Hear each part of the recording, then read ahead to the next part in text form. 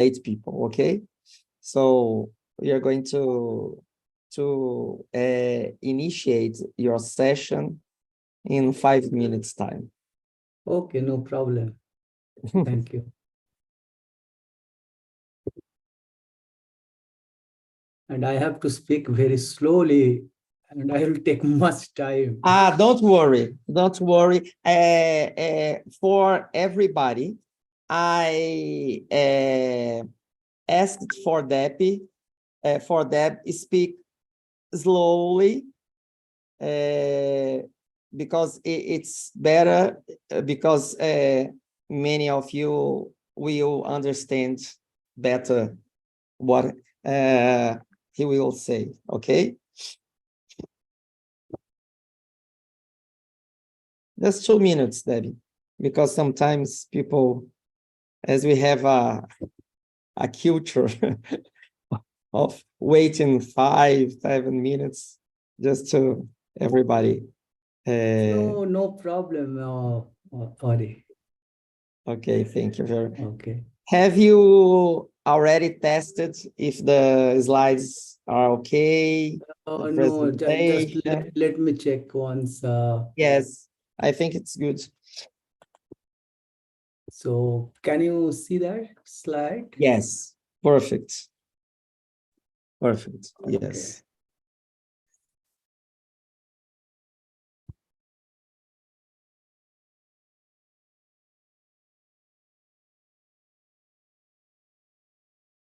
So, people, it's a Professor, great... professor, Sim, fala. antes de começar, o Will quer dar um recado para os alunos, pode ser? Pode, claro. Aham.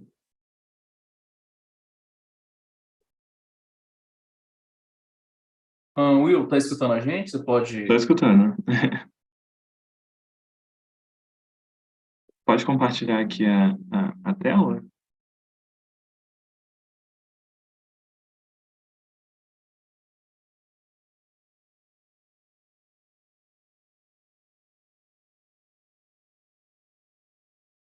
Will, só um instantinho, deixa eu interromper o compartilhamento aqui, só um Sem instantinho. problema.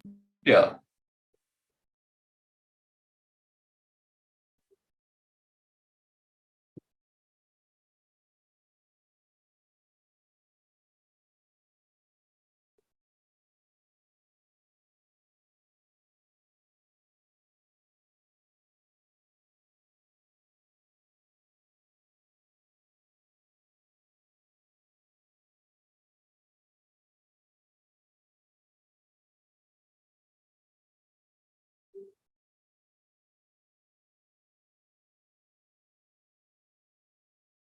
Will, tá travado aqui, você está conseguindo compartilhar a sua tela?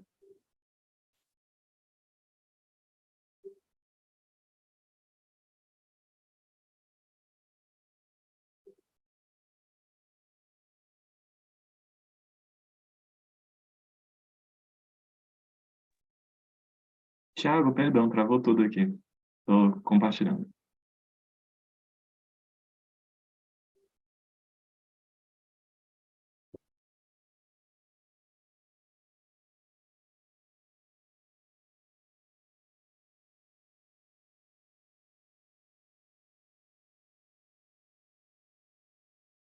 Oi? Não, né?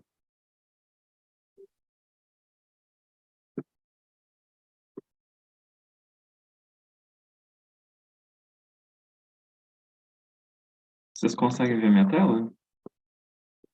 O Deb está apresentando, eu teria que avisar a ele.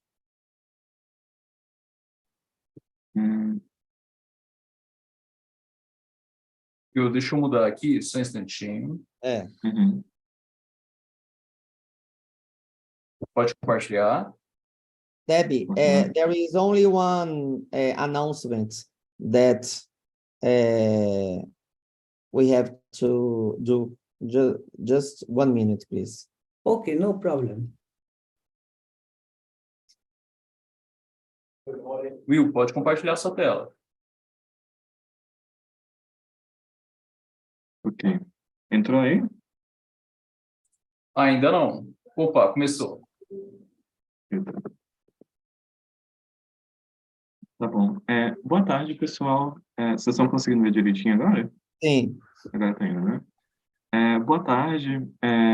Eu só vim dar um aviso rápido sobre o curso de verão em Bioinformática, essa edição de inverno do curso de verão, que a gente vai realizar agora na primeira semana de julho. A pedido do professor Miguel, a gente conseguiu se organizar para liberar acesso para todo mundo que está matriculado no curso na disciplina de seminários. E a pedido dele também, a gente veio só avisar como é que vai funcionar direitinho esse acesso. O acesso está liberado a todas as palestras. O curso vai acontecer agora na primeira semana de julho. Vai ser no CAD 1, que é o nosso CAD ao lado do ICB. A programação principal vai ocorrer toda no auditório nobre do CAD 1. Então, o acesso está liberado a todo mundo que está matriculado na disciplina de seminários. E vai ter uma lista de presença para as pessoas que estão matriculadas poderem registrar a presença e vai estar disponível na nossa mesa de credenciamento durante todo o evento. Então, chegando lá, pode assinar a presença também lá na mesa de credenciamento, que vai ter uma lista separada, exclusiva para quem está matriculado na disciplina. Para ninguém que já estava matriculado em seminários e também vai participar do curso de verão ao longo da semana inteira, para ninguém se sentir lesado, a emissão de certificado de participação dos minicursos está condicionada à inscrição no evento. Se alguém tiver interesse em receber o certificado do evento de participação, pode se inscrever, as inscrições ainda estão abertas até amanhã. Vocês conseguem encontrar a inscrição no nosso site do curso de verão, através do nosso Instagram também. E o acesso ao coffee break, infelizmente, a gente tentou viabilizar, mas já está tudo orçado e contratado, então a gente consegue garantir o coffee break, infelizmente, só para quem está inscrito no evento mesmo. Mas se alguém tiver interesse em se inscrever, a gente ainda está com inscrições abertas até amanhã. Só para apresentar para vocês um pouquinho, a nossa programação está bem diversa esse ano. A gente vai ter palestras em proteômica, em metagenômica, levando iniciativas que surgiram dentro da pesquisa e se transformaram em startups. A gente vai levar vários temas distintos, a aplicação da bioinformática em ciência forense. A gente vai ter uma mesa redonda discutindo vigilância genômica de patógenos com perspectivas diferentes também. A nossa programação está bem diversa, vocês podem verificá-la em detalhes no nosso site também. E ao longo da semana nós também teremos vários minicursos à disposição para quem estiver inscrito no evento. Na segunda, quarta, quinta e sexta-feira de manhã, nós vamos ter 2 opções de minicurso todo dia, que passam por vários temas também. Nós vamos ter minicurso em versionamento em GitHub, em introdução à programação, montagem de genomas, filogenia viral, vacinologia, genômica comparativa, extração de informações de sequências e estrutura de proteínas e um minicurso em bioinformática estrutural também. Então, aqui a nossa intenção era só divulgar para vocês. Quem tiver matriculado em seminários vai estar podendo ter acesso a toda a programação, vai estar lá, é só chegar e entrar na CAD 1. Vai estar a lista de presença também disponível na mesa de credenciamento. E é isso, viu, gente? Era só para deixar esse recado. Muito obrigado. Obrigado, Will. E não deixem de prestigiar, né? Aliás, o nosso, um dos nossos produtos, né? Nessa parte de impacto social é justamente o sucesso do curso de verão e de inverno. Então, then I think we can start the presentation of our lecturer. Our lecturer today is Professor Debmalya Barh, and I'm very happy to introduce him here. I am with his CV. Just a minute.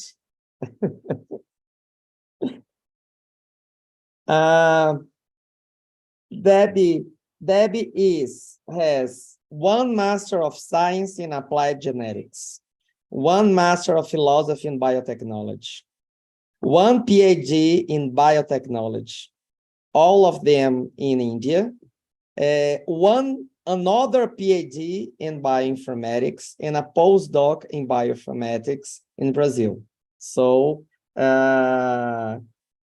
He is highly qualified, both in biotechnology, in bioinformatics, and applied genetics. And his main subjects include clinical genetics and genomics, biomarkers, drug discovery, precision health, and bioinformatics and biotechnology. Debbie has more than 210 papers published nowadays, with more than 5,150 citations of those papers.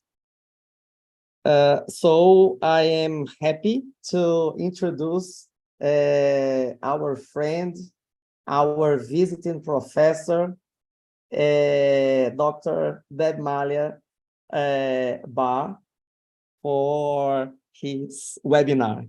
Thank you very much, Debbie, for giving us this opportunity. And for those that until date that have never made the course of Professor Debbie, it's very good to do that. And in the last course, all the people, the students and Professor Debbie, one of the products of the course was a paper that has already been published with all of them. So it's a pleasure to have you here, Debbie. It's now, it's in your hands now. Thank you very, very much.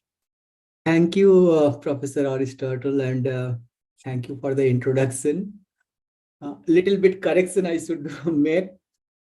I have another master's also in agriculture from India. Really?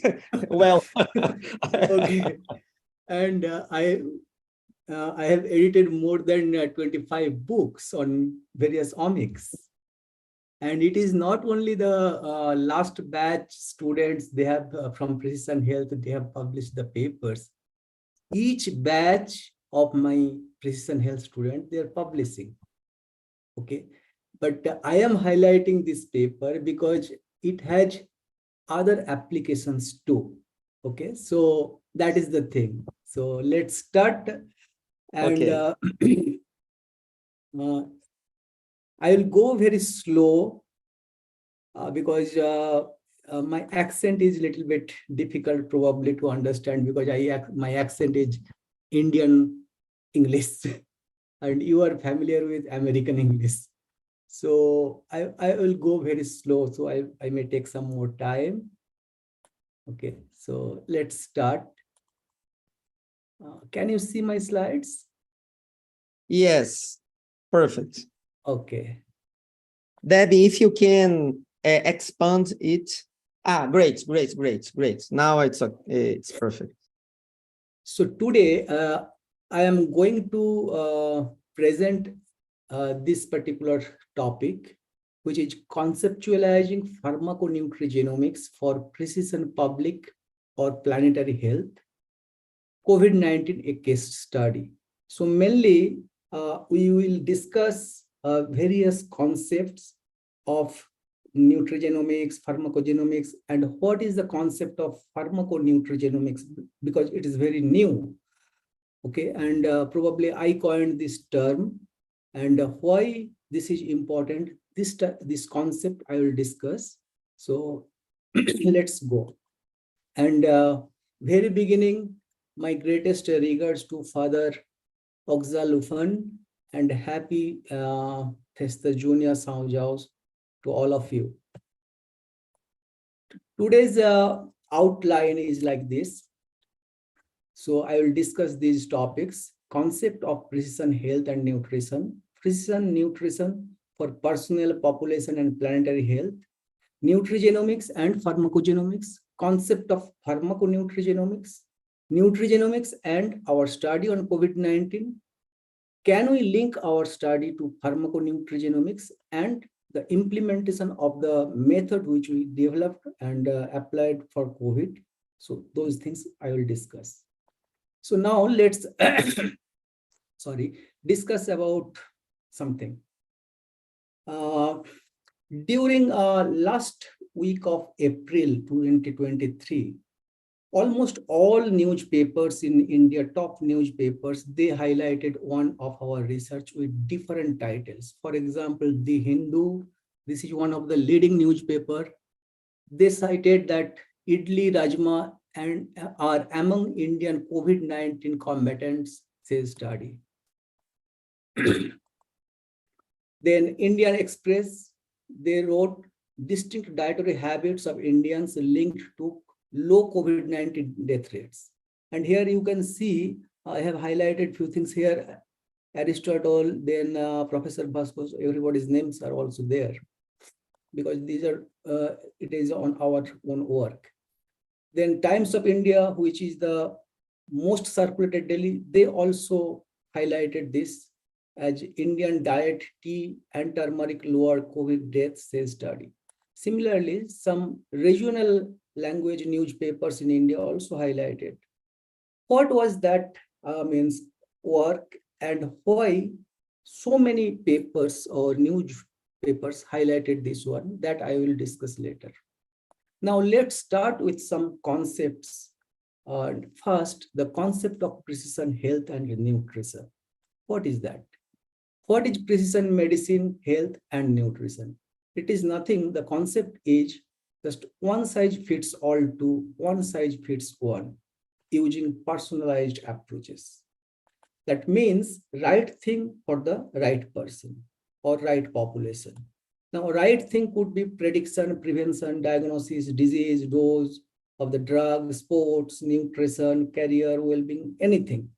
But when we are talking about medicine-related things or drug dose, those things, that is precision medicine. But when we are considering everything, that is the precision health. And when we are choosing right diet and nutrition for right person or population, that is precision health. Now, how we do this? We do through stratification, personalization, and finally the precision. And using a person's health, medical and risk profile, genes, omics profile, and most importantly, environmental factors and lifestyle. For 4 P's. 4 P's means prediction, prevention, personalization, and through participation. So that is the thing. Now, in this session, I will also give you some or tell some stories also. Now, here everything through personalized or objective is personalization. Now, the concept of personalization may be very old. Okay. India's eternal philosophy, if you see, the Vasudhaiva Kutumbakam, that means the world is one family, or one earth, one family, and one future. Similarly, Sarve Bhavantu Sukhinam, Sarve Santu Niramayam. That means, may everyone be happy, may everyone be free of all diseases. And with this mission, when India sent the COVID vaccine during 2021 January to Brazil, around 200,000 doses, President Bolsonaro tweeted this tweet, tagging this particular figure or theme. Do you know what is this? So let me just tell. This is taken from the epic Ramayana, which is around 7,000 to 9,000 years old. Now, in this figure or in this sketch, what it is describing or the story is the specific weapon, which is called Shakti, let's consider it as a poison, was used to kill Lord Lakshmana, who is brother of Lord Ram, which made him unconscious. Therefore, the treatment or antidote was also person or weapon specific.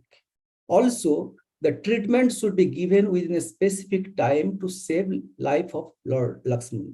Lord Hanuman, who is in this figure, he brought the specific medicinal herb, which is called Sanjeevani Boti, that can only save Lord Lakshmana from the specific weapon or poison from Mount Gandhamadan, where the herb only grows.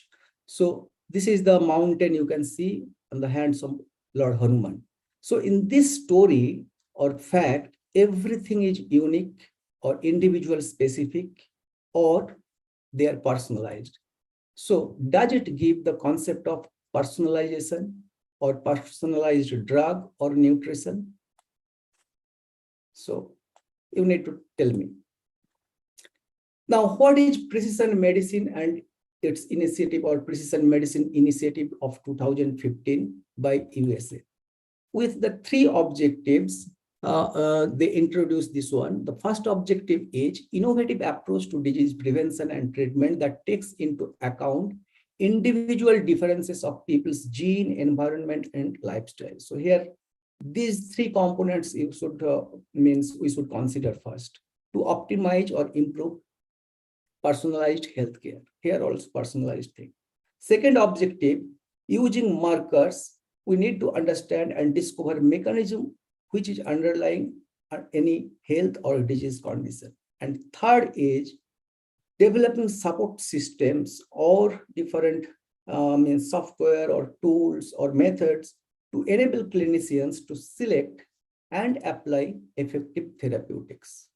So now, in this precision health concept, the gene, environment, and lifestyle interactions of a person actually determines the health outcome.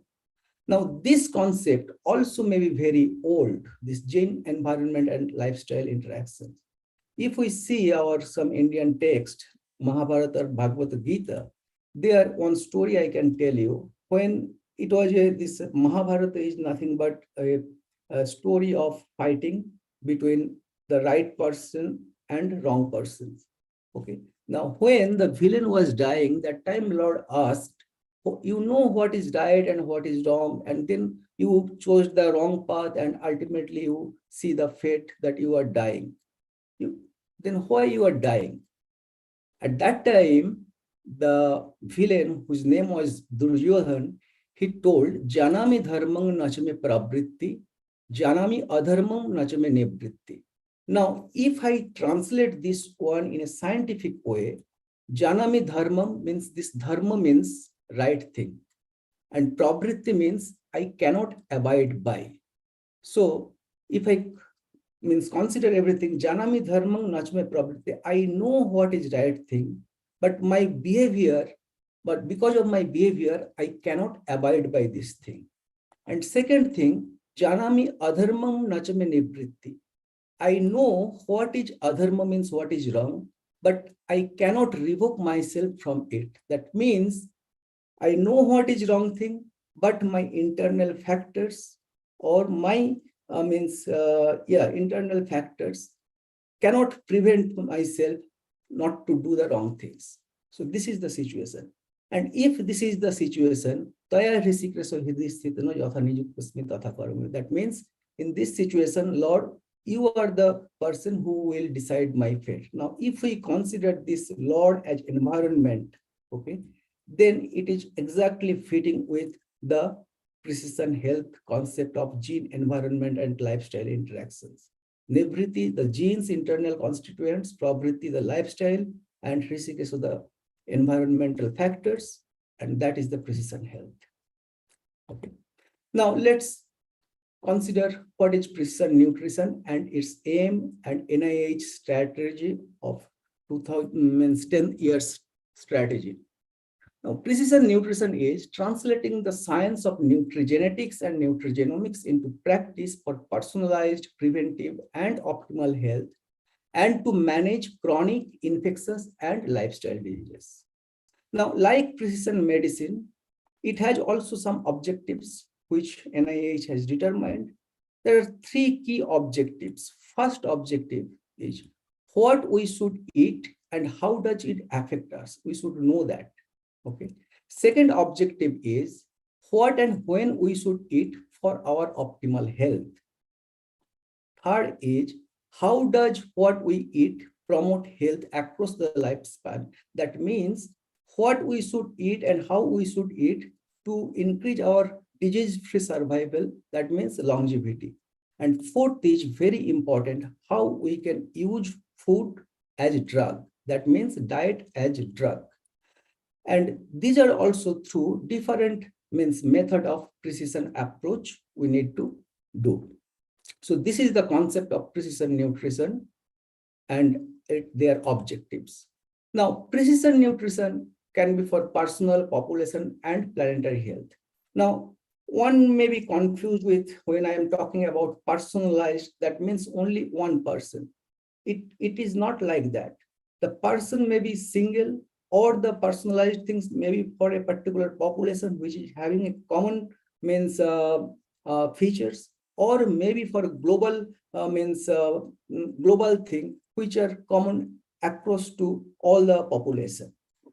Now, if we consider personal health or personal precision nutrition, I should consider person's health, one particular person's health, medical record and risk profiles, that person's genotype, omics profiles, person's lifestyle preferences, and environmental factors for personalized dietary intervention for optimal health and well-being.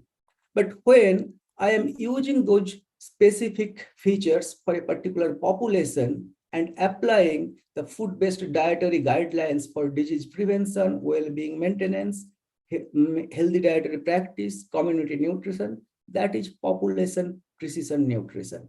And when we consider the global populations, those particular factors for or to understand hidden nutritional deficiency, over under nutrition, chronic, and apply for chronic disease management using best practice or dietary balance for optimal health, that is planetary precision nutrition.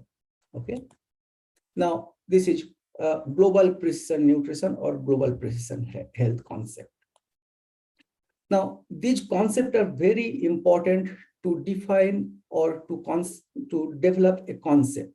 Now, in precision health, you see the gene, environment, and lifestyle determines the outcome. Here you can see the genes under these internal factors, gender, age, genes, and several genetic factors are here. In lifestyle, there are several factors like dietary habit, then your physical activity, all those things, spirituality also. And environmental factors will be anything, so many things. So these factors, basically these lifestyle factors and the environmental factors, they are interacting with the internal factors to express or to determine the health outcome. Therefore, any abnormality in any component of these factors could be considered as a risk factor. Now, this gene or age or gender, we cannot change, but we can change the other interacting factors, because if there is a deleterious genetic variation in our body, I cannot replace that. But if that deleterious gene is interacting, for example, with smoking, okay, and expressing more deleterious effect or affecting more the health concerns, then I can stop smoking to prevent the deleterious effect of this particular genetic variations or gene. So in that way, we cannot change our gene, but we can manage our environment and lifestyle to manage our optimal health outcomes. Okay.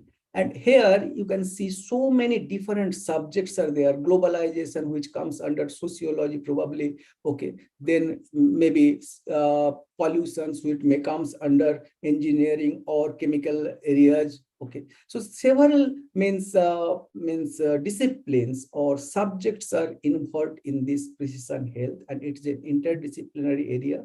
And bioinformatics is an essential part to understand these interactions or to calculate those interactions to identify how much risk or the person or the population is having, or what could be the remedy for that, or preventive or therapeutic measures.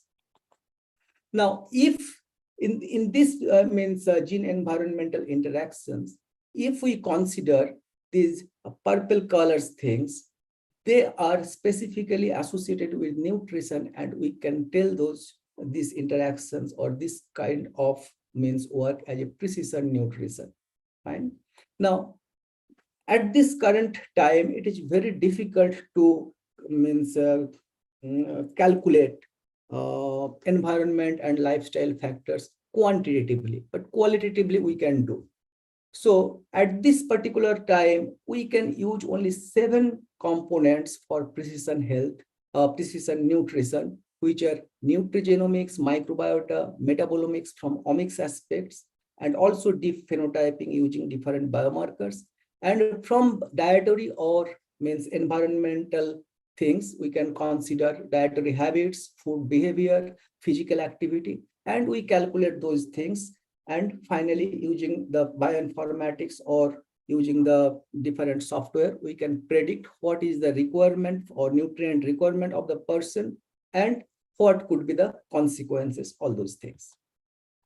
Now, precision health course is not as such given in any university because it's a very broad area, but precision medicine course at MSc level given only by few universities, worldwide 12, and in India 1. And in 2021 in UFMG, we started this course as an introductory course for 45 hours, and precision nutrition is one of the module of this course. And the next course will start, and it will be 60 hours, 4 credits course with the title genetic test and precision health from August 28th. So those who will be interested, they can join this course. Now, nutrigenomics and pharmacogenomics. Now, everywhere when we are talking about high throughput technology, we are using this suffix omics. Then what is this omics? For example, gene plus genome, that means the complete gene set of a person or individual. And when we are dealing with that is genomics, similarly, nutrition, gene and nutrigenome, nutrigenomics like that. This suffix also probably came from Sanskrit that means the completeness or fullness. Okay, this is one thing. Now, nutrigenetics and nutrigenomics are simultaneously used. But nowadays, nutrigenomics is used more frequently, but there are huge difference in these two terminologies. Since we are trying to develop the concept, the terminologies matters actually. So, and that's why I'm discussing this thing. Now, nutrigenomics means it investigates the impact of genetic variations, that is SNP or SNV, on an individual's response to dietary intake, especially in the terms of how genetic variation influence an individual's metabolic state. And we do that using single SNP or candidate gene approach or SNPs in different genes using whole genome approach. So basically the gene or basically the DNA related things we deal in nutrigenetics. But when we are considering nutrigenomics, the term is very broad and application also very broad.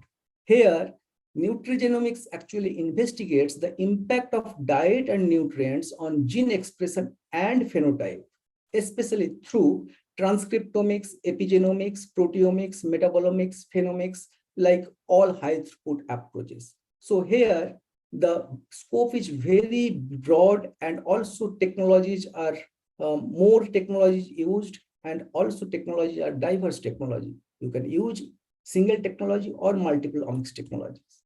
Now, similar to nutrigenetics and nutrigenomics, pharmacogenetics and pharmacogenomics, these two terms also there. Pharmacogenetics deals with single gene variation and single drug response. So this is very limited. But in pharmacogenomics, this deals with multiple variants or single variants, multiple drug or multiple drugs, single variants or multiple variants, multiple drugs. Okay, and also it includes pharmacoepigenomics. That means the drug gene at variation or SNP interaction it deals, and also it deals epigenetic response of drugs. So if you consider this figure also, here you can see the pharmacogenomics, single gene based, but large effect of this particular variation. But in pharmacogenomics or pharmacoepigenomics, the genome scale maximum, you can go either in genome level or epigenome level. And except genome and variome and epigenome, no other omics generally used in pharmacogenomics. Therefore, it is limited. Even why I am telling some dietary bioactive compounds, for example, curcumin, if I use it, it is the source from some food. But when I am using curcumin, it is a bioactive compound and can be considered as a drug also. But curcumin cannot be considered in pharmacogenomics because it is not a drug in that way. Similarly, except drug, no other compounds or diet or nutrients are considered in pharmacogenomics. Therefore, the application is limited here. Now, what is the concept of pharmaco-nutrigenomics which we are proposing here? The pharmaco-nutrigenomics, it's a new terminology. Nutri-pharmacogenomics was used only in one literature in 2014, but no other paper or research has used these terminologies.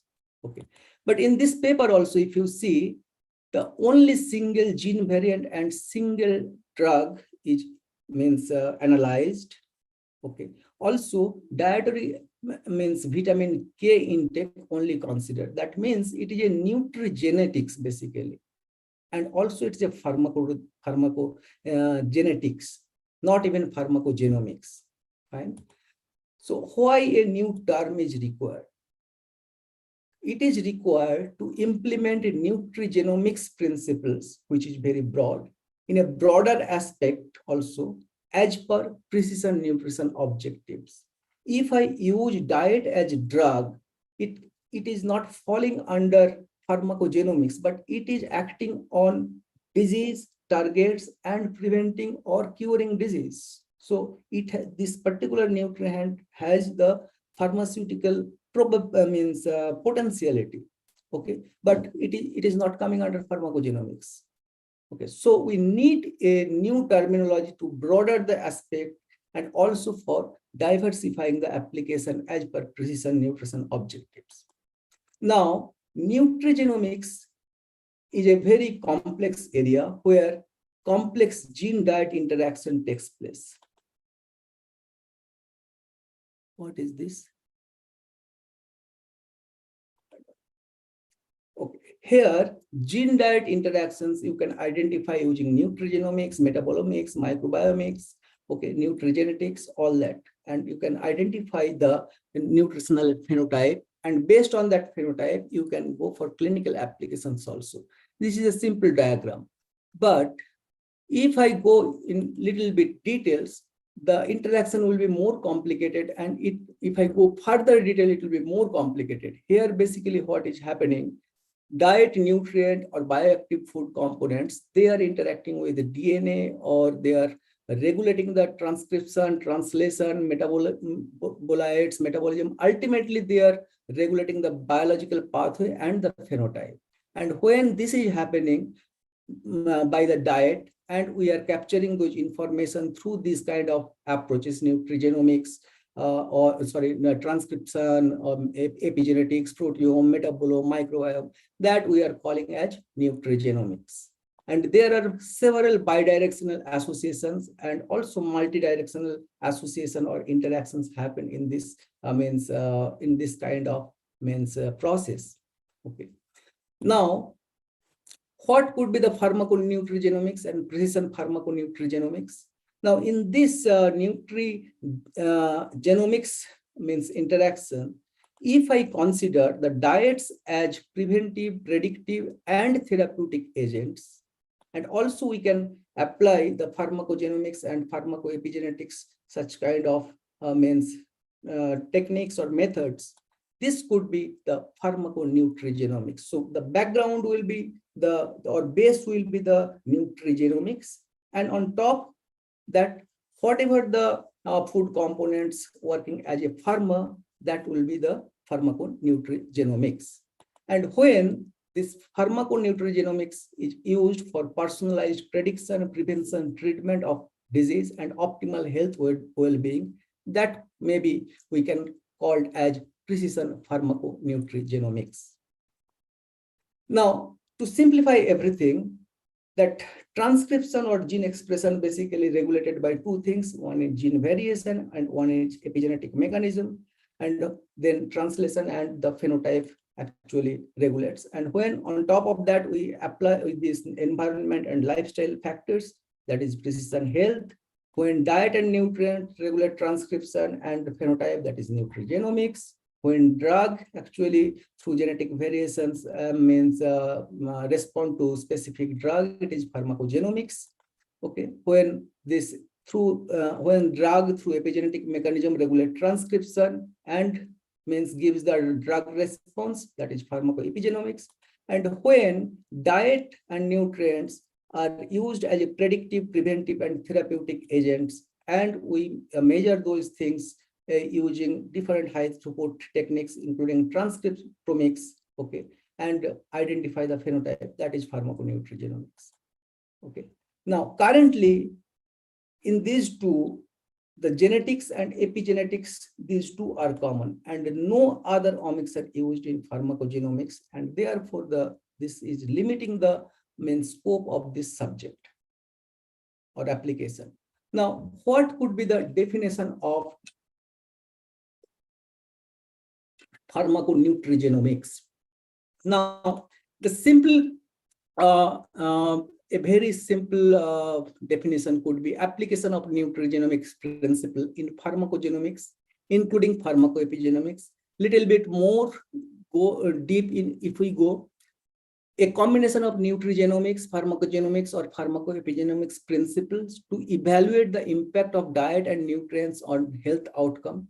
But I think more comprehensive definition will be an approach to understand the impact of diet and nutrients on gene expression and health outcomes using either or combination of transcriptomics, epigenomics, proteomics, metabolomics, phenomics like high throughput methods for predictive, preventive, and therapeutic purposes.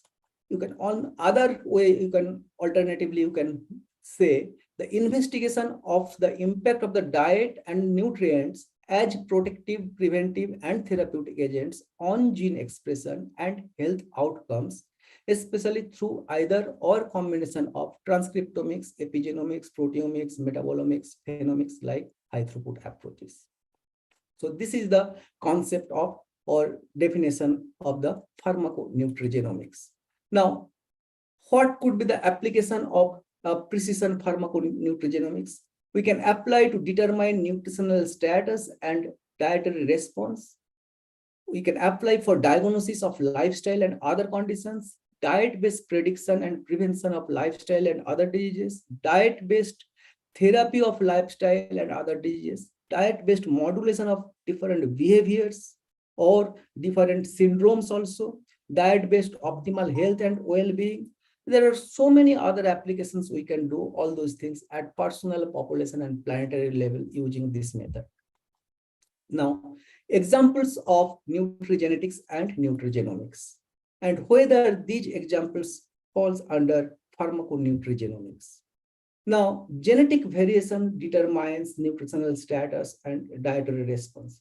More than 100 different traits you can identify using single SNP or single nucleotide variations. For example, here in this case, if I consider that CD36 and the person is carrying T allele, okay, this person will be more prone to take fatty food. Okay, you can go for, you can identify lactose intolerance, you can identify different food sensitivity, you can identify different micronutrient requirement, vitamin requirement using such kind of SNPs. And also you can identify if the person is emotional eater, or you can apply this kind of SNPs for weight loss or weight management basically. Okay, but you should also understand that these particular traits are polygenic traits. So single SNP based means prediction sometimes may not be correct, and you need to go for a means multi S&P panel or something. And this is nutrigenetics, not nutrigenomics. So when you are, since these are polygenic traits, as I told, if you go for a multi-gene panel, okay, or multi-SNP, for example, here 97 SNPs are used, you need to use the GRS or genetic risk score to predict what could be the effect of this particular diet, or what is the risk of taking this particular diet for the person for developing certain kind of problem. Here it is given for obesity related disease, and BMI is the measure. Fine. And this is also nutrigenetics. If I consider the multiple SNP, that is maybe at whole genome level, okay, so that is also nutrigenetics, not nutrigenomics. Now, diet or nutrient regulates gene expression and phenotype. Now, when we are considering other high throughput techniques or things, that is that comes under nutrigenomics. So here we are considering the expression or transcription. Now here, two types of diet is given to the monkey, okay, or primate. One is Western, one is Mediterranean. And these two different diet actually 40% affect 40% genes to, or the response of these two diets, 40% genes are differentially expressed. In case of Western diets, it increased the expression of inflammatory like pro-inflammatory gene sets, and also adiposity like gene sets. Now, if we consider or if we analyze the DEG differential gene expression, we can easily identify that Western food actually makes more anxiety behavior or prone to develop anxiety behavior, loneliness, such kind of social problems like that. But Mediterranean diet doesn't. That also means these diets actually interacts with CNS related genes, central nervous system related genes, and regulate different behaviors, okay? And through different molecular mechanisms. So those mechanisms we can identify analyzing the DEG. And this is nutrigenomics. Second means examples. For example, in this, diet nutrients regulate metabolic pathway and disease. Now here, if you see tryptophan, it is regulating the aryl hydrocarbon receptor pathway and bringing intestinal homeostasis and reducing the IBS or preventing the IBS. So if I withdraw tryptophan, this is a nutrient, then IBS will develop through this metabolic dysregulation of this metabolic pathway. So this is also the example of nutrigenomics, right? Now, gut microbiota also regulate metabolic diseases. Here you can see the microbiota means signature and corresponding functional signature. This kind of signature actually giving or rising type 2 diabetes. Now, the best example here will be, or more means elaborate example will be this one. Here you see diet regulates gut microbiota, post-metabolism, and NCDs. That means we are considering microbiome, metabolome, and other omics also for this kind of diet-regulated NCDs or non-communicable diseases. For example, there are two groups. In one group, we are giving diet with low animal fat and protein, but high plant fibers, group A. And second group is, or group B is, high diet with high animal fat and protein and low plant fibers. Now, if this group A diet is given, the post-metabolism will be like this, and it will restore the microbiota will be restored in the gut. But if the group B type of food is given, the metabolism within the host will be different, and gut microbiota dysbiosis will happen. So this is the fact. Then when the microbiota is normal or restored, the metabolites produced by the microbiota actually will decrease the glucose level through increase glucose-stimulated insulin secretion. But when it is microbiota is dysbiosed, the metabolites produced by those microbiota will increase the blood glucose, and glucose-stimulated insulin secretion will be reduced. That will lead to type 2 diabetes or such kind of different metabolic diseases. So this is also nutrigenomics, and you can see multiple omics can be integrated. And here I can use transcriptomics also to identify the metabolites. So the scope is very large in nutrigenomics compared to pharmacogenomics. Here, epigenetics also one of the fact, where 3 different mechanisms mainly regulate the epigenetic gene expression at DNA, at histone, at microRNA level. But importantly, the enzymes, these are the enzymes which regulate the methylation or acetylation of histone, and these particular enzymes like DNA methyl transferase or histone demethylase, they are either activated or inhibited by different dietary phytochemicals. Okay, so this is one of the important aspect of nutrigenomics or epigenomics, right? And this can be implemented. This is also nutrigenomics, and this can be implemented for cancer prevention or cancer treatment. For example, if the cancer is developed due to this DNMT activation, the EGCG or resveratrol from plant source, they can be used to inhibit those things, inhibit the DMTs and inhibit the cancer pathways. Similarly, that curcumin or EGCG from green tea, they directly activate the tumor suppressor mRNA and inhibit the expression of oncogenic mRNA to prevent cancer. Okay. Similarly, phytochemicals also inhibits the histone modifiers or histone modifiers, and also some bioactive compounds. Okay, they directly downregulate or upregulate microRNAs, and these are the different food source. These are the compounds, and this is the functional features of those compounds. So in this way, these particular phytochemicals basically, or the plant-based compound, they are specifically working like a drug. So can we, or are these examples of pharmaco-nutrigenomics? We need to think on that. Now, our nutrigenomics study on COVID-19. So here, genetic loci and SNPs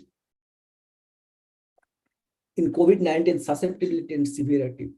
There are a lot of studies which gives why in certain population COVID-19 is severe or COVID-19 susceptibility is more. So these are the SNPs for susceptibility, severity, and also there are ethnicity specific or population specific SNPs were identified which are associated with disease severity or susceptibility. Here for Indian, Brazilian, Spanish, Greek, like that. So this is one aspect for in COVID already known. Second known thing is that some of the diet, okay, like Mediterranean diet or low consumption of red meat, increased consumption of vitamins, zinc, they actually prevent the severity, whereas Western diet increase the severity. But there is no molecular level proof by which this actually preventing or activating. At the very beginning of the COVID pandemic, when it is, I think, August 2020, that time, whatever data was available, based on those omics data, we applied a multi-omics approach and identified that curcumin, retinoic acid, vitamin D, arsenic, copper, zinc, those may be the candidate prophylaxis agent. And that time our prediction was more than 92%, okay, accurate. And you know, these compounds are highly used during the COVID period or COVID pandemic for immuno boosting or to prevent the disease. But we don't know how those compounds or those diets actually either activate or inhibit the COVID severity. And also there was no nutrigenomic study to identify or to found those factors. What could be the dietary factors? So we are the first to apply nutrigenomics in COVID-19 to understand why certain countries are showing very high death rate and some countries showing very low death rate. And this is the paper we published in Indian Journal of Medical Research, which is published by ICMR, the Indian Council of Medical Research. It is the flagship journal, Indian Journal of Medical Research. It's the impact around 5.2. And ICMR is the organization which actually regulates almost all medical activities in India. And they are the students of my precision health course. And although this course is 45 to 60 hours, it is mandatory to all the students to work on a specific research project and also try to publish it. And these students, they work very hard and come up with this paper. Very nice paper. Now, what is the fact? Why we did this work? The fact is, in general, in case of infectious disease, if the population density high, the rate of infection or cases will be high, and the deaths also will be high. This is in general. Okay. So, okay. Now, India has a higher population density than Western. If you consider this population chart, in India around 481 people lives in 1 square kilometer, whereas other countries like US, Brazil, Greece, Spain, only 2 digits, 26 to maximum 95 within 1 square kilometer. Therefore, India should have had a higher rate of COVID-19 cases and deaths than Western countries. But if you consider the proper or exact fact, this is totally opposite. India had 5 to 8 times lower death rate than Western. I am not considering here the total number of deaths, because if population is high, death will be also high, total number of deaths. Okay. But when we are considering death rate, it is per million population or per 100,000. So here in 100,000 million means 100,000 population, the death rate is calculated. In India, it is 38, but in US, it is 338, or some cases it is more. I'm not able to see that. It is approximately 5 to 8 times higher in Western countries. So the phenomena is totally opposite. Now, why we observed this phenomena, and whether we can explain this using precision public health concept, and also identify the factors and mechanisms that could explain such differences. Now, from precision point of view, we looked into this matter where gene, environment, lifestyle actually determines the phenotype. Now, we focused on environment and lifestyle factor. As I showed you, already genetics-based, so many findings are already published. So we focused on environment and lifestyle. And since there is a huge cultural difference between Western and Asian or Indian condition, we focused on cultural differences and focused on dietary habits. It's like a child-parent terms, what we see in gene ontology based or phenotype ontology. So under dietary habits, we applied the nutrigenomics approach. Fine. Now, what we did, in one hand, we used the RNA-seq from blood samples of COVID-19 patients, severe and asymptomatic patients, from 2 groups of population. In one group means high death rate, US, Greece, Spain, and other group we kept India, and we take 2 samples from 2 different data sets from India, and I think 5 data sets from these 3 countries. Then we analyzed the differential gene expression and identified the metabolites, drugs, pathways, nutrients, food, bioactive compounds, etc., that are associated with the severity in the Western and Indian patients, Indian COVID patients. On the other hand, we identified, using data mining and other approaches, we identified the key key food difference per capita consumption per day that we identified here. And then we combine these two results and come up with our final results. So these are the two different groups. Under group A, Western population, these are the data sets we use. And group B, India, we use these data sets. Now, this is the difference between Indian and Western food and spices, what they consume from the data mining we identified. Okay. Now, when we minutely calculated the per capita consumption, we found this is the thing. See, only 12 compounds, okay, or 12 dietary factors are highly different in these two group of population per capita gram per day consumption. Now, when we plotted this thing, the pattern of Western consumption of these 12 food or components is like that. But India, you can see a distinct pattern. And this pattern probably associated with the low death rate, although India is having the highest population density. But since we have taken less data, we couldn't do a proper statistical analysis. But apparently, since it looks there is a difference in food pattern, and that pattern may be associated with the disease severity, we went into more depth to identify at nutrigenomics level.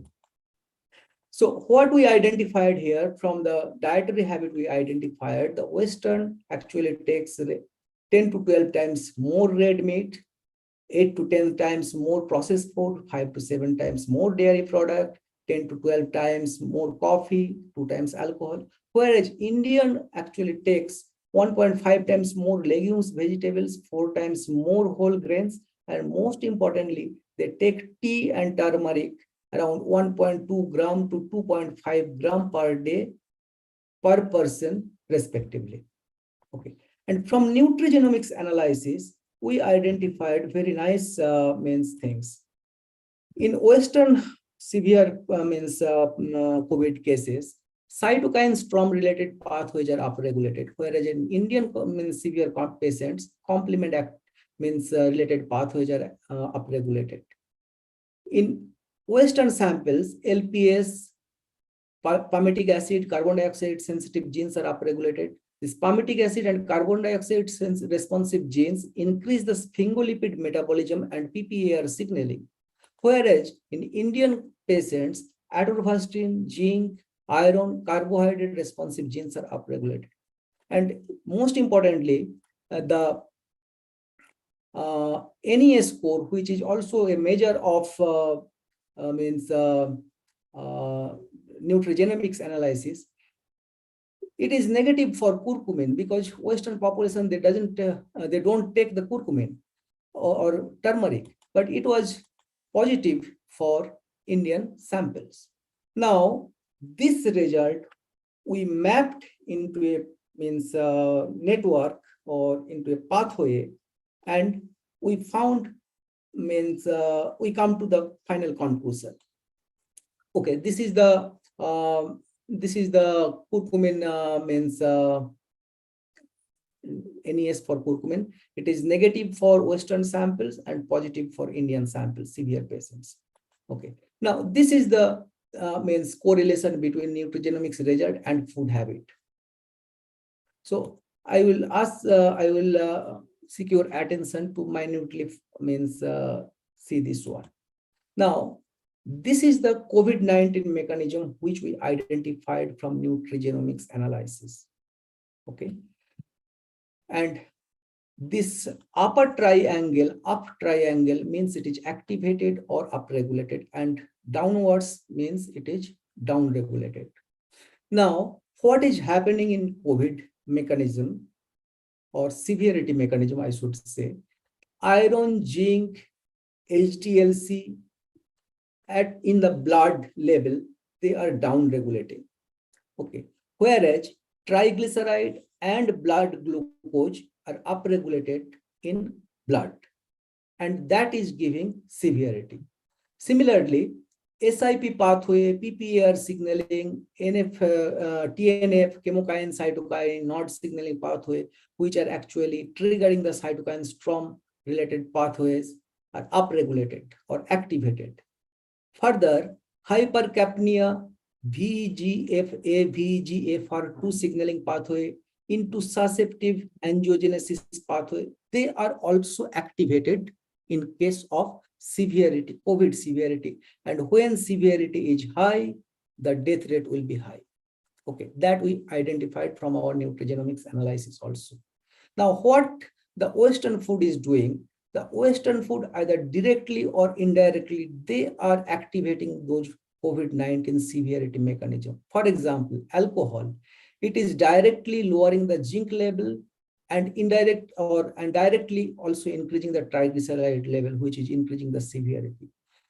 Red meat, dairy product, processed food, they, through their different bioactive compound, for example, here sphingolipid, it is activating the SIP pathway and triggering cytokine storm.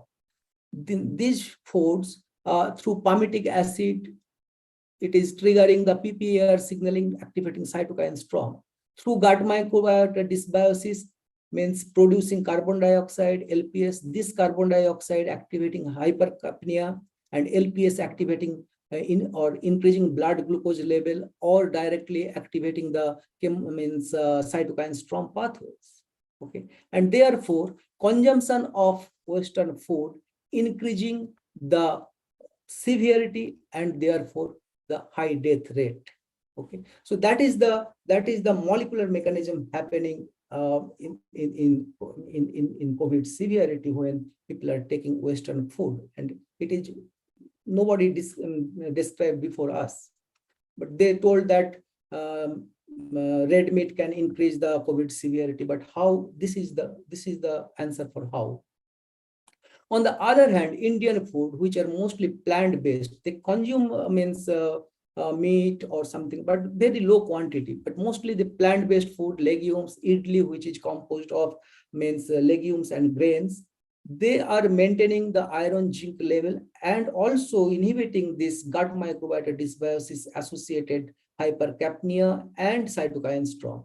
Further, atorvastatin, which is cholesterol lowering drug, the green tea EGCG actually works as atorvastatin, and Indian people take green tea every day, and that is probably lowering the blood triglyceride level and maintaining HDLC, also maintaining the zinc level, which is boosting the immunity and preventing the COVID-19 severity. The most importantly, the turmeric and the turmeric-derived curcumin, it is found that it is inhibiting almost all the severity associated mechanisms in COVID-19, including the spike ACE2 binding, and therefore it is preventing the severity and lowering the death in Indian condition, although they have higher population density. So that is the finding we see. And here, one thing you think that all is related to disease and all are basically from nutrition or nutrients basically, but they are working like a drug. So this is probably the example of pharmaco-nutrigenomics, and we have used the nutrigenomics principle, not the pharmacogenetics or pharmacogenomics principles.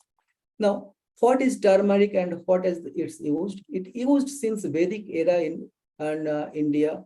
Atharva Veda is around 4,500 years old, and it is feminized.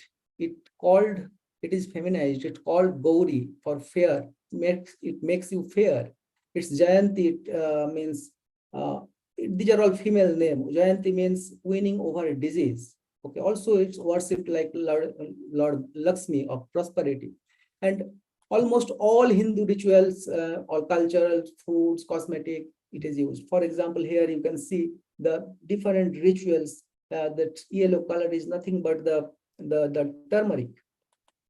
Then in Holi, which the Indians play during the seasonal change, where when the most of the viral or infectious disease activities and our immunity is down, that time this festival is we do this festival, and we use initially the organic colors, and this yellow turmeric is used, which boost the immunity and prevent various diseases. Then in wedding it is also used. Then in various Ayurvedic medicine, almost all Ayurvedic medicines, the turmeric is used. And in cosmetic it is used. And curcumin is an anti-inflammatory, anti-diabetic, anti-carcinogenic, and anti-inflammatory. So it can be used in several kinds of NCDs, including your coronary artery disease also. And most importantly, here you see this is an Indian dish where everything is yellow in color, including the rice also. And this yellow color basically comes from the use of turmeric. If you use turmeric in proper way in a food, okay, it won't change the taste, but you will get more than 50 health benefits, which curcumin also gives, okay, or that you can get from your daily food.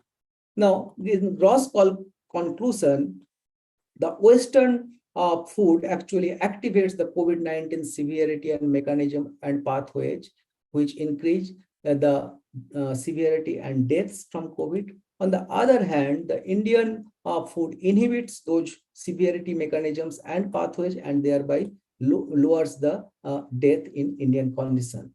Okay. Now, we have some limitations because it is not a proper case control intervention study. Second thing, we have not considered other clinical determinants like comorbid conditions, age, gender, those things. Okay. And also the sample size small. Therefore, a large multi-center case control study or interventional trial is required to support our findings. But what we so I showed in the graph in this pathway map, the individual compounds like sphingolipid, like your LPS, those things are already identified that they are COVID-19 activator or severity inducer. On the other hand, the curcumin is used for treating the COVID-19 patient, and it is giving good results. So therefore, our results is, I think it's fine, but still, if somebody wants to confirm and wants a huge approach, they can go for this large case control study. Now, can we link this study to pharmaco-nutrigenomics? As I already discussed, can we link this? This is the pharmaco-nutrigenomics principle what I propose. And now, if you see these genetic variants associated with COVID-19 severity, these are the genes and these are the variants. When these variants are present, for example, in ACE2, this variant is present, the viral entry will be more. Basically, and for example, cytokine IL-6, if this variation is present, there will be more severity. Basically, what is happening, if we consider this at DNA level, SNPs, this is, I can consider either nutrigenetics or or pharmacogenetics, this aspect. But when we will consider, for example, these SNPs or these mutations actually regulating the expression of these genes, and thereby if this SNP is present, ACE expression will be more, and therefore more viral entry will be there. Or if this SNP is present, IL-6 will be more expressed and more viral, means more cytokine storm will be there. So if we consider in that way, we can slowly switch from nutrigenetics or pharmacogenetics from to actually nutrigenomics or the pharmaco-nutrigenomics aspect. Now here, for example, if these SNPs are there, okay, and top of that, it is, for example, if these SNPs are there, it is increasing the expression of TLR3. And top of that, if somebody is considering the fatty or high fat diet, it will more aggravate the situation and more viral entry will happen. Okay. Similarly, if somebody is having this expression, means this SNPH, which is for increasing the ACE2 expression, but and that increased ACE expression, because of this variation, the viral entry is more. It can be inhibited by dietary polyphenol or ketogenic diets. Okay, so in that way, it can be used for preventive purpose also.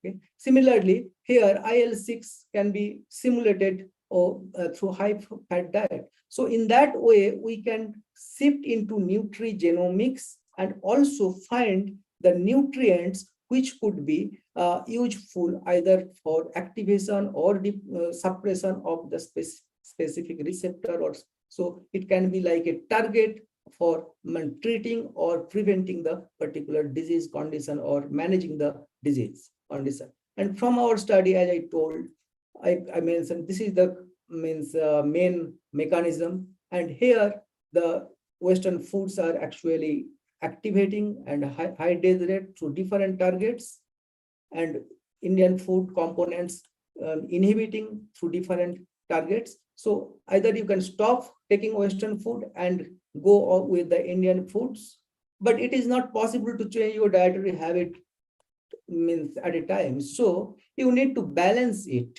Either you can reduce a little bit taking the Western or red meat or all those things, and increase probably taking turmeric or something green tea like that, or more plant-based food. So this balance, this kind of approach we can apply. And this is basically, this approach can be for prevention, for therapy, for also for prediction, also what could be the condition. And this is the precision public nutrition. And this is precision public nutrition using Pharmaco-nutrigenomics. Okay, so this is the concept. And now what could be the implementation? So we can implement diet as a drug or preventive for P3. P3 means here the personal health, population health, and planetary health. Now we can also use not only for this COVID-19, we can use in various diseases, cancers, or various conditions, even in veterinary, agriculture, pisciculture, astrobiology, several areas we can explore with this kind of approach. Now, how we can do it? So identify two groups, means having different, means specific difference. For example, high and low severity or incidences. Then use transcriptome or epigenome, or you can use multiple other omics like metabolome also, profiles of these two groups. Identify the differences in the pathways and metabolites, and select the pathways associated with the severity. So this is a common process we need to follow. Then you have two options. One is diet restriction approach, where you identify the metabolites, activate those severity pathways, identify the foods, nutrients that are source of those metabolites, and then restrict those foods. And in second option, you can go as diet as a preventive or therapy. So in this approach, identify the key targets of those severity pathways, identify the metabolites from less severe groups that inhibit those targets. Okay, identify the food in nutrients that are source of those metabolites, and use those foods and nutrients to prevent for the prevention or therapy. So these are the two options, and these are the two methods. And we can little modify method according to the disease conditions, all those things. So it can be possible without going a huge intervention study, or we can apply intervention study also here using this formula. Okay, so this is the thing. So, and here is my team. They are the precision health student, Igor, Thais, Gabriel, Mughal, who contributed this paper. And here my colleagues from UFMG and UFOP and UFB, Professor Aristotle, Professor Henan, Professor Vasco, Professor Flavia from UFMG, Professor Servio from UFOP, and Professor Sandeep from UFB. But that time he was here in UFMG. And they are my international collaborators for this project. Professor N.K. Ganguly, who was former director of ICMR India, in Indian Council of Medical Research. Dr. Kenneth from Switzerland, Ala from Jordan, and Khalid and his group from Saudi Arabia. So they are my international collaborator for this work.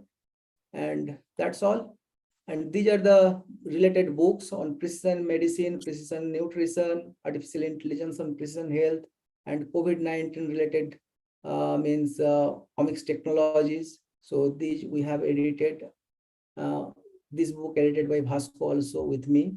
So these are the additional books you can refer for this. And that's all. Thank you. If you have any question, we can discuss now. Okay, Debbie, thank you very, very much. We are all very happy to have you here for such a very interesting theme, and for this new concept, Pharmaco-nutrigenomics. So I will now open to questions. Eu vou abrir agora para questionamentos. And there is one here from Sérvio. Sérvio, please.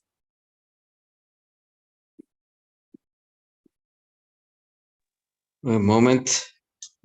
Yeah, thank you. Hi, Savio. Hi, Deb. I'm taking the advantage to be one of the co-authors of this paper to make the first question and provoke people. One thing I was wondering while you were talking about that and further applications beyond COVID-19.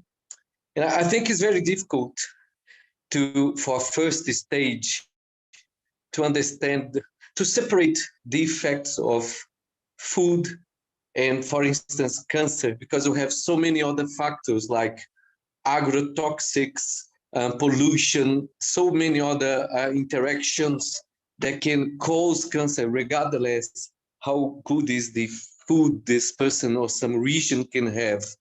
But then I think new pathogens, and that's really a fantastic application for that, to have a kind of signaling, cultural signaling of vulnerability of communities for new oncoming emergent diseases in the future that will have new pandemics, new emergent new disease attacking us. This is for sure.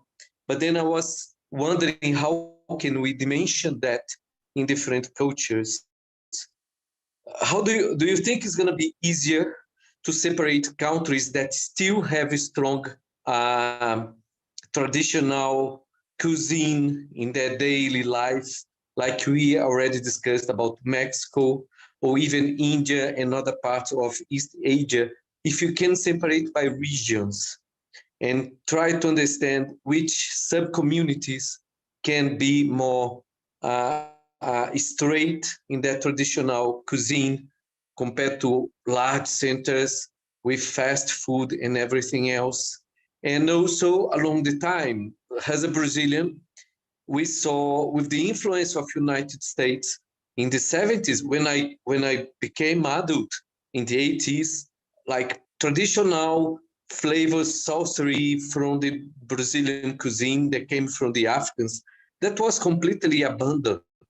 My parents' generation, they abandoned completely traditional flavoring on their cuisine. But this is the cities. If you go to the countryside, people was still using spices and herbs and lots of other foods that can have the properties that we found in India. How do you see these scenarios? How can we map in time and space communities and see in the history of old pandemics or old epidemics of different diseases, and try to map a scenario in an epidemiological approach to produce a guidelines for the future and an orientation for a healthier society? How do you see this in perspective of really seeing this going on for the next future? Thank you.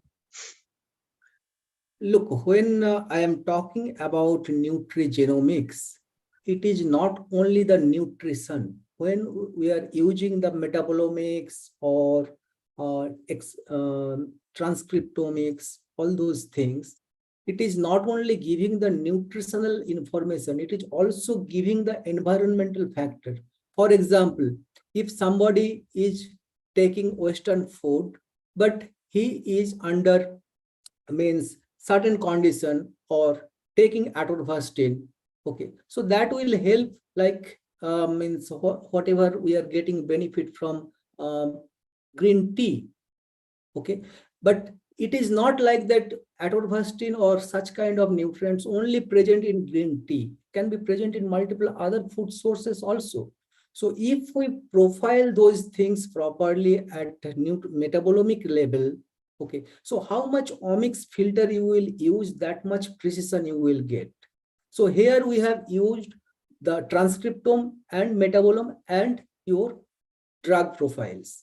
So these three we have used. Now, if we use multiple other profile, other exosome profiles, okay, we can get more factors and we can pinpoint. So, for example, what you told that in India also, in each state they have different cultures, they have different food habits. Okay, in some countries the food habit is like Brazil itself. If you go to Goa, the food habit is Brazil-like. But I don't know, there could be some other factors which could be associated with some kind of things. But depending, as you told, your next question, how can we implement this in other diseases? Or we can implement this strategy in other diseases using some modified version. Okay. For example, I discussed with you related to cancer, and I told you for that I am getting totally different result using the similar approach, and that is also matching with their requirement. And I told the specific compound, and you told Mexico, and in that way I can confirm that our approach is correct, because you immediately identified this is in Mexico. Okay, so that is the power of this, probably this protocol or method. Okay. Fantastic. Thank you. Thank you very much. I'll leave for the next person. Yeah. Any other?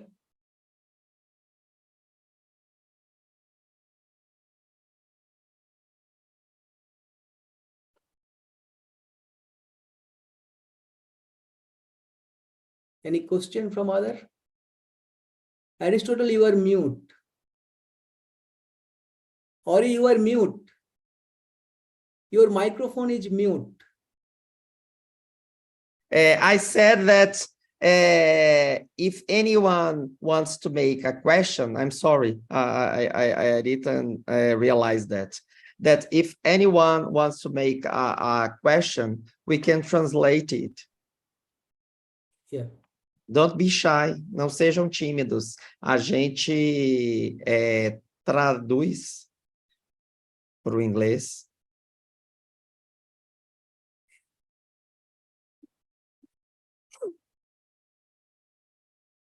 Peraí. There is a question here in the chat. Peraí. There are two in the chat. Okay. The first one, Maria Raquel Carvalho. Congrats, Deb. Another very nice talk. I have a question. In the Occidental world, Western world, an impressive enhancement in the frequency of some conditions is taking course. These conditions are currently referred to as metabolic syndrome. For example, diabetes, Alzheimer, Parkinson, lupus, etc. Is this enhancement of the frequency of metabolic syndrome being observed nowadays in India also? Yes. So this is a very, very important and good question. Yeah, Professor Hakio, I am really grateful for this question. Whatever you are you have mentioned these diseases, Alzheimer, diabetes, Parkinson, lupus, or even the CVDs, cardiovascular diseases. India, due to its population, means high number of population, okay, not the population density, high number of total number of population. India is going to be the hub of metabolic syndromes in coming 10 years. And CVD, diabetes, all will be very high in India. And this is because of India's nowadays the lifestyle. It was not there to means 10 years before or 20 years before. Now, when I am talking about lifestyle, or when I am talking about gene-environmental interaction and lifestyle interaction, environment plays a huge role and lifestyle also plays a huge role. Now, because of this IT jobs, information technology jobs, people don't have much time for quality life, which is already started long back in Western or European countries. And later it came to India. So now, last 10-15 years, the Indians are not much physically active except mentally active. Okay. And they are not doing much exercise, taking junk food. There is no particular proper means lifestyle habit of food, proper time, proper quantity, proper quality. And that is creating the problem of different means metabolic conditions. Diabetes and CVD are very high to be, we can see in coming 5 to 10 years in India. And it may overtake the total number of the cases combinedly from Europe and America. So this is because only of lifestyle problem. Debbie, there is one more question here in the chat. Eduardo Horta Santos. Are there studies using this approach in comparing different indigenous populations and their most frequent diseases and or disorders in trying to establish markers? Thank you, Eduardo. Yeah. Look, this is the novel protocol we have developed and we have applied first time in COVID. So I don't have idea about your question, because it is the new method we have applied. And Ori is also one of the means very active team member of this work, Ori and Servio. So as per our knowledge, this is the first study and this is the first means protocol. Okay, so that I can say. I don't have other means knowledge. Or if you have any knowledge, you can explain if you have. No, from my point of view, this is the first study. Because this is a totally new protocol we have developed, and as per that we have identified those things. So, but what is your question? We can apply this method with proper modification, okay, and based on the condition, we can apply and see if we can identify the marker. But I think we can, with a little bit different adjustment of the protocol, we can do it. Yes, we think we can adapt the protocol for other study cases. Yes. In different countries with different disease. That's very interesting. In fact, that we have huge databases, especially for some diseases. Also, I have mentioned that we can apply for veterinary, pisciculture, astrobiology, diverse area. For example, I am giving one example of veterinary, for example, or farm. Now, sphingolipid, if I identified, is the key factor of the red meat that is actually enhancing the cytokine storm. Now, cytokine storm is not only associated with COVID, it is associated with almost all inflammatory diseases, IL-6. Now, if the sphingolipid of this red meat is the culprit, we can try to find a solution for the meat producer to reduce the sphingolipid in the meat. And thereby you can consume red meat, but the bad effect of the sphingolipid you can avoid. So in that way, you can also apply in a different field also, this method. Okay. Thank you very much, Eduardo and Maria Raquel. Thank you. Are there any other question, please? Há outras questões, pessoal, por favor? No? So, this is the end of I have one question, Ari. Who attended this seminar, were they able to understand my language? Okay. Because most of the people are silent. Okay. People, please. So Yes, sure, probably- Harry, please. That is very, very curious because probably they don't understand what I told. And that's why. yes, of course, I was able to understand many people. Many people say, I think that the most important, because all of us has accents in another language, all of us. And of course, some accents are more, how do you say, more hard to understand or less hard to understand. But if we speak slowly, it's I think everybody understands. Thank you very much for all of you. I tried to speak slowly, and that's why I also wrote maximum things in the slide so that you can read it. Yes, okay, so that perfect. you can understand. Great. Everybody's saying that it was perfectly understandable. Okay, Debbie, thank you very much. Thank you. Debbie will give a course in the next semester, so all of you can be able to do it. Okay, so thank you very much.